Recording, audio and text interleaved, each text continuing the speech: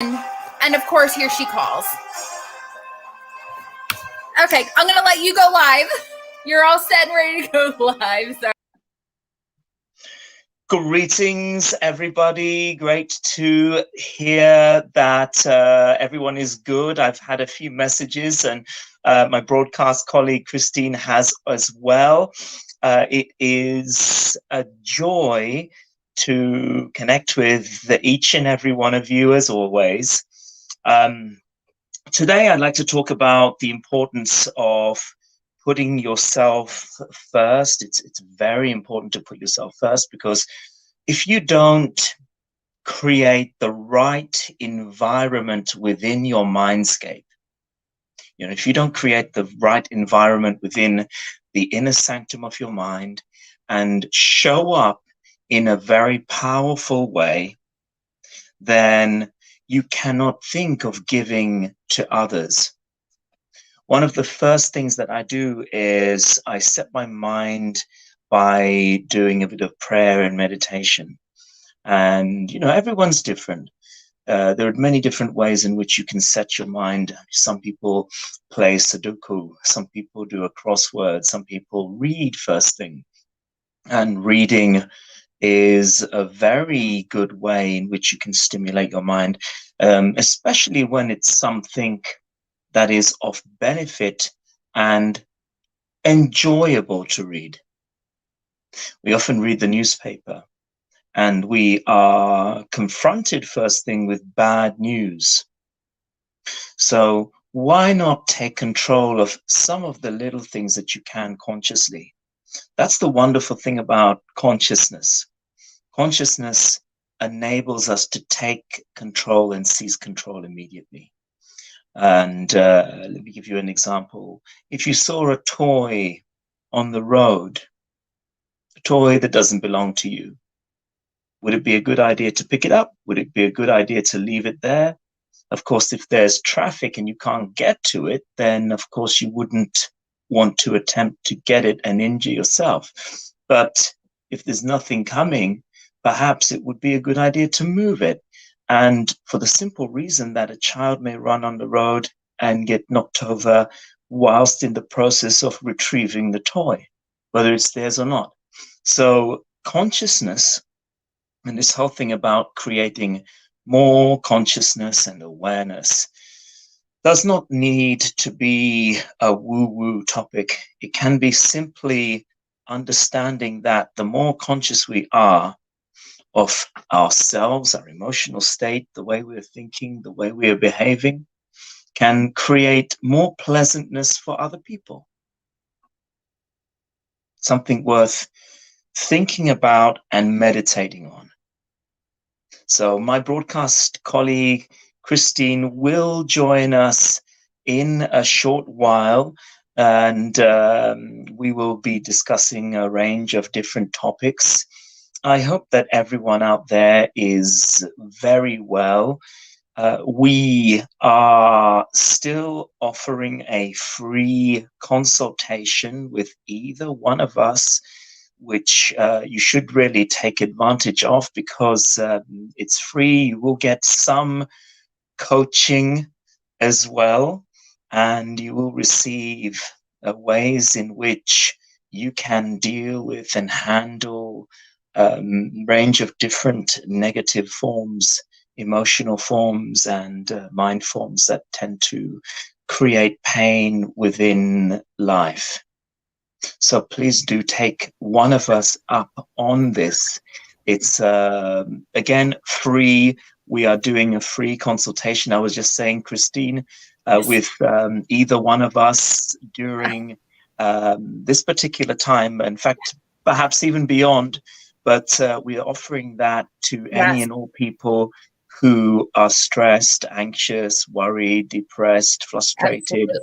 I love Christine's business name, the other side of chaos. I really like that, because it's chaos is always going to be there. Entropy is part of the universe, and so it's tapping into the other thing that's always going to be there, and that is order, and that's harmony. and looking for snippets of positivity in Yeah. the midst of disorder, turmoil, havoc, even. Yeah. And whatever boy, comes. we don't know anything about any of that, any turmoil or Of havoc or course. upheaval at all. You see, I've always noticed that the best growth happens when things are shifting, things are moving, things are all turbulent and all over the place, and you don't know where it's going. That's when the big stuff is happening, and it happened. So we're still waiting on official announcements, but I've been made an offer. And It's fantastic. That is fantastic news. yeah, so Oh, congratulations, Christine. You do tell everyone about what this is. This is so so I was where to start? So I used to work for Hallmark, and I took a little bit of time working at another physical therapy company, and I wasn't happy at the physical therapy company. I was working and I wasn't playing, and it was breaking my heart. So I went back to Hallmark. I took a big pay cut to go back to Hallmark. And, when I was coming in, it turns out my manager was on her way out and we didn't know about it. And so the store manager position has opened up, and I've applied, and I've just received an offer to accept the store as my own. So it's still kind of sort of not as official. We don't have an official start date as of yet, but the ball is rolling and an offer is made, and I've accepted. So that's why I was delayed. I'm so sorry, but she was so excited, and I'm so excited, and so yeah, good stuff has happened. But great positivity. That's brilliant. You told me in the end of last week of that this was all going to happen. The dog's getting sick, my significant other's not feeling good. Everything was just all over the place. And how do you stay on track when everything's all over the place? It's finding some quiet time to do something that just makes you feel a little bit better. And for me, that was coloring. It sounds so silly, but I took a little bit of time coloring each day, and it was enough to make me feel better about what it gets you out of your head. You're sitting there focusing on the patterns. You're focusing on the beauty in front of you. What do you color, Christine? What sort of things do you do? So I have just little coloring books. I don't have one next to me to show you, but just regular, like the mandala print coloring books. And wow. Let me see. I don't think I have one super. I do have one, but you can also tell them too.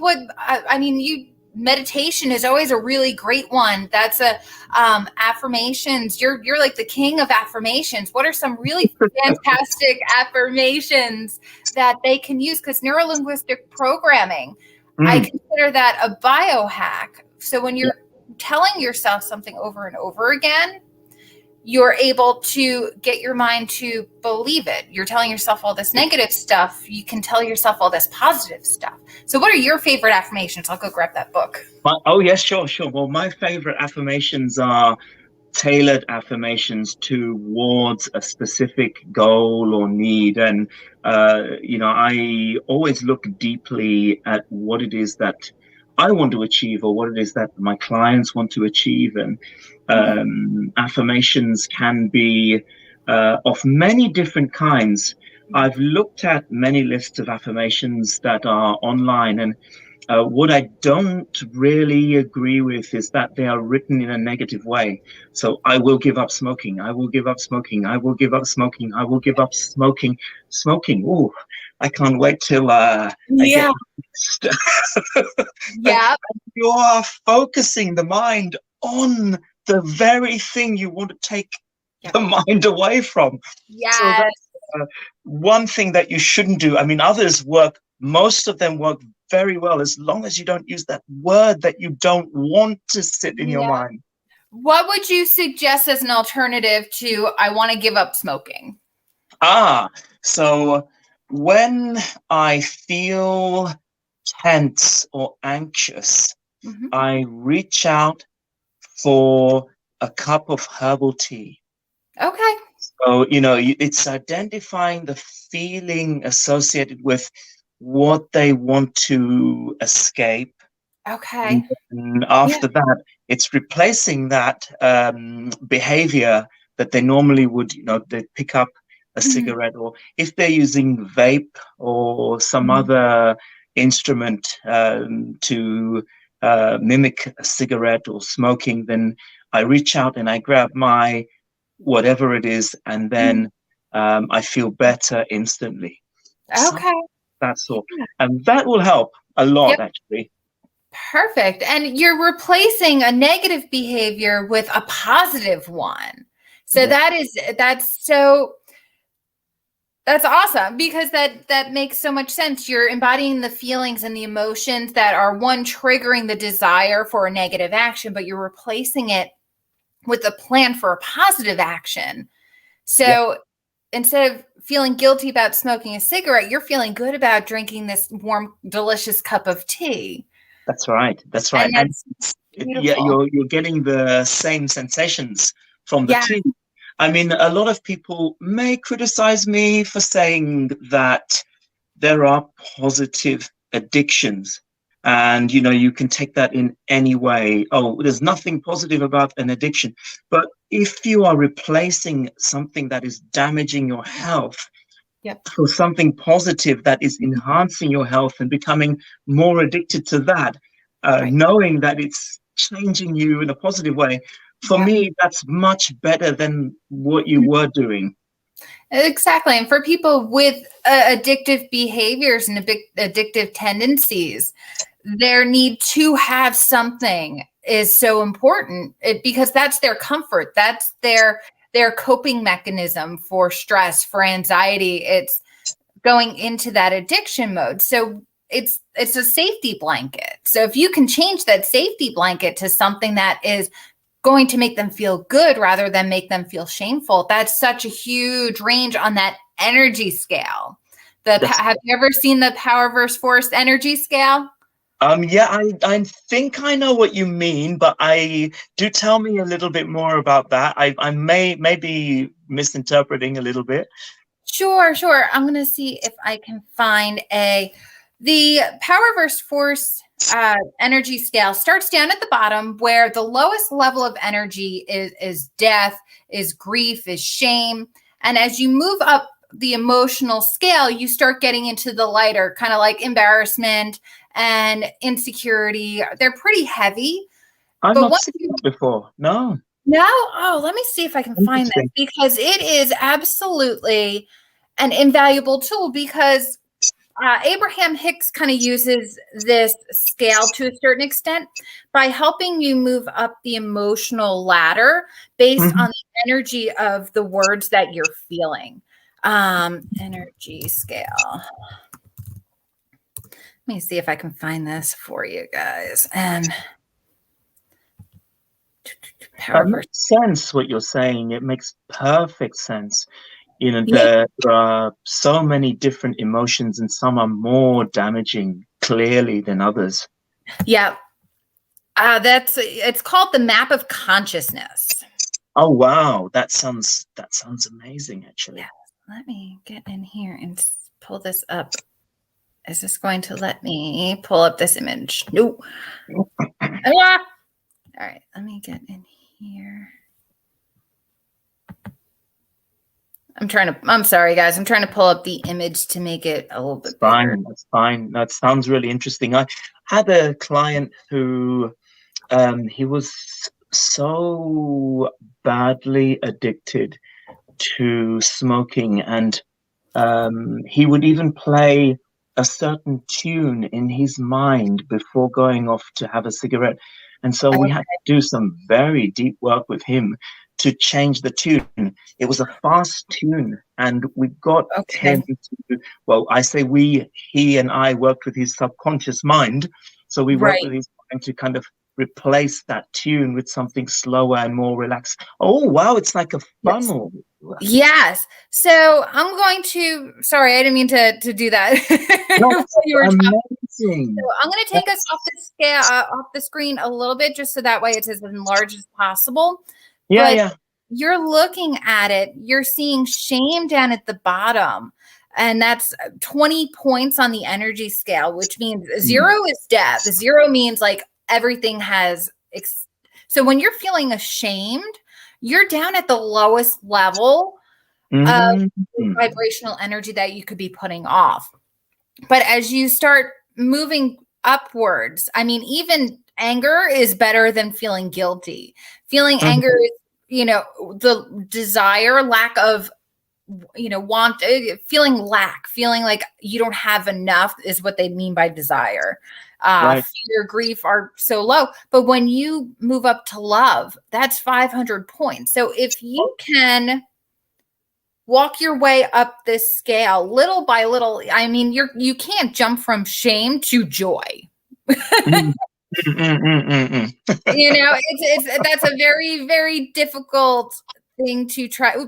Very difficult thing to try to do. Let me get this. There we are. To make that jump energetically and emotionally. But if you can make yourself feel just a little bit better and just a little bit better and just a little bit better, you can get there in the smaller chunks. That's a really interesting scale, because if you look at the colors, they resemble identically the colors of the chakras. Yes. It's interesting, isn't it? Oh, yeah. I'm telling you here. I'll bring it back up for everyone. Yeah. This is the Power versus Force scale and the map of consciousness. And this is one of the tools that I know I use with my clients to give them something to work on and work towards. Let's focus on, you're feeling embarrassed that this happened. Let's work on forgiving yourself for that. And that's a whole other thing, is the forgiveness of yourself for feeling these things. And that's where the cycle starts to break. It says Omega at the top. That I love that. That's very, very symbolic of the highest possible state, isn't it? Yeah. That's amazing. Yeah. Wonderful. So, as I said, that's one of my favorite tools to use with my clients. But you were saying when you were working with the gentleman and the upbeat tempo and everything. Yeah. I mean, that, Christine, it's really interesting, because he had so many goals and ambitions, but then that thing would come in the way always, and he was selling out. In fact, I'm gonna tell you a story. It's really interesting.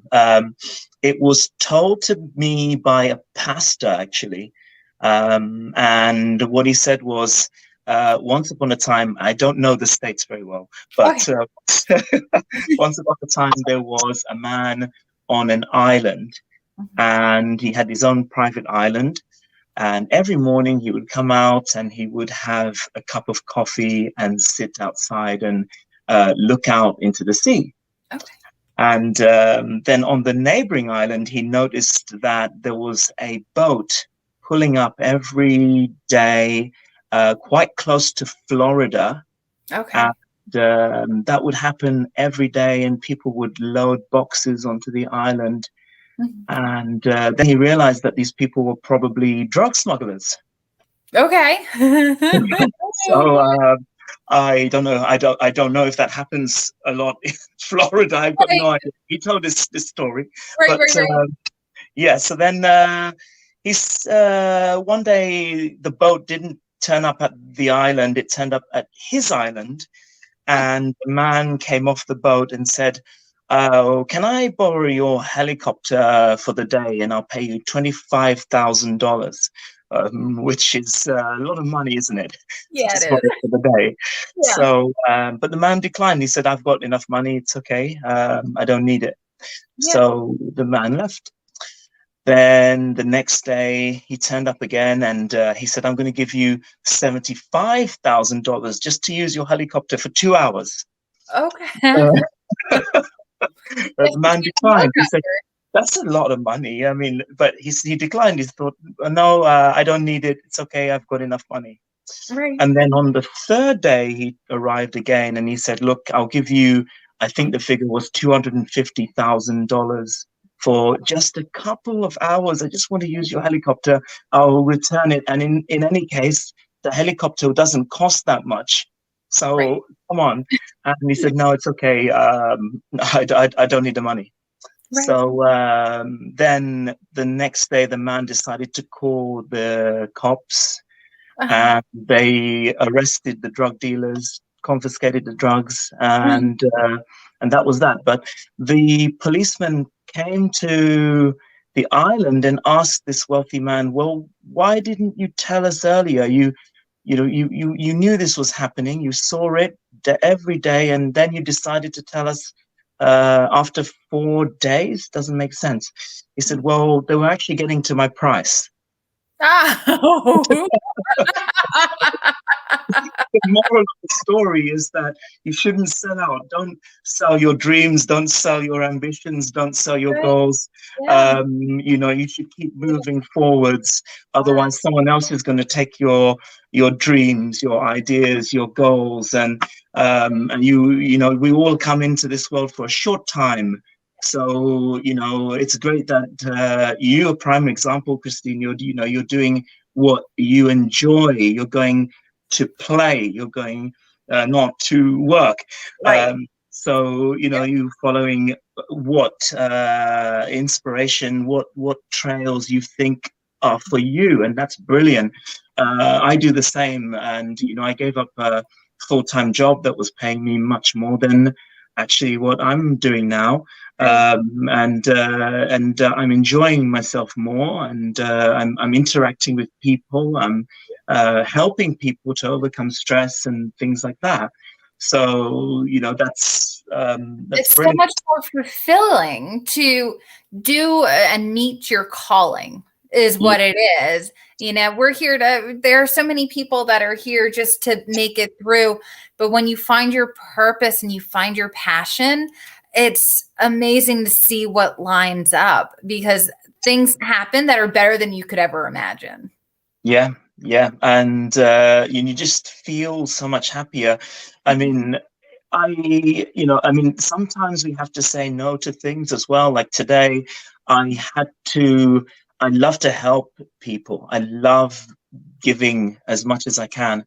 But today I had to say no to taking someone for an appointment because I had an appointment myself, and I really had to make it. Right. And my wife couldn't go either, Right. so we've both felt bad because she's a good friend, but well, we couldn't do it. Exactly. It's you have to, there's a balance. I always say it's a balance wheel, like it's a Ferris wheel. Your Hmm. priorities are going to shift, and whatever is at the top is your top priority. There are times where that wheel is going to move slowly and things are going to stay priority for a long time, or that wheel is going to turn very quickly and your priorities are going to constantly be shifting. And when you're in the middle of growth, that wheel is turning and you're, instead of like sitting and enjoying the ride, you're racing from car to car to stay on top of everything. Yep, you know yep. so I think the key is none of us know exactly what we're doing. We're here to be the best people we can be, help as many people that we can, and do everything that will help leave an imprint. Yeah, yeah. I mean, I asked the question when I was younger, why do people die? Why do we have to go through? And I get these questions from adults as well. If I'm following this, I'm a good person. Why do good people experience bad things? Why do bad people get? But what is good? What is bad? What is our real understanding of things? Yeah. We can agree what is a good thing and creation and the planet and certain things that we want to preserve, but then we actually don't know. But it's nice to form a society where people are loving and respectful towards each other, ultimately, isn't it? It is, and I think that's the thing that we're trying to, especially right now, we're focusing on diversity. And it's so funny because in my head, I've never experienced a lack of diversity. So I've always treated people as, yeah, and undergoing breast cancer has made me just even more so understanding that we are our souls more so than our physical apparatus. Mm-hmm. And I always say physical apparatus, like it's a machine or something, but the body is just a physical representation of who we are. And it doesn't always reflect who we are on the inside. So you can be an absolutely gorgeous person on the outside and have such a broken, sad soul on the inside, or vice versa. You can be old or elderly would probably be a better word. I'm sorry, guys. But you can be, well worn and well seasoned over a lifetime and be the most gorgeous, radiant soul. So when you are able to step back and view a person as their soul and treat them as their soul, it changes your relationship with everyone. And I think we are very blessed to have a platform to be able to speak that and come from a place of love and show love for everyone that we interact with. Yeah, it's really interesting. I mean, I got caught up young. When I was young, I was caught up in, just kind of zooming around. But now, ever since I started, actually, when I started meditating, when I started practicing more yoga and Tai Chi, actually, I just slowed down. And, if I'm, at the bus stop, I won't just sort of not acknowledge anyone. I'll look at them and nod. And sometimes you get a nod back. Sometimes you don't. Sometimes you might even strike a conversation with someone and it makes the journey go far quicker.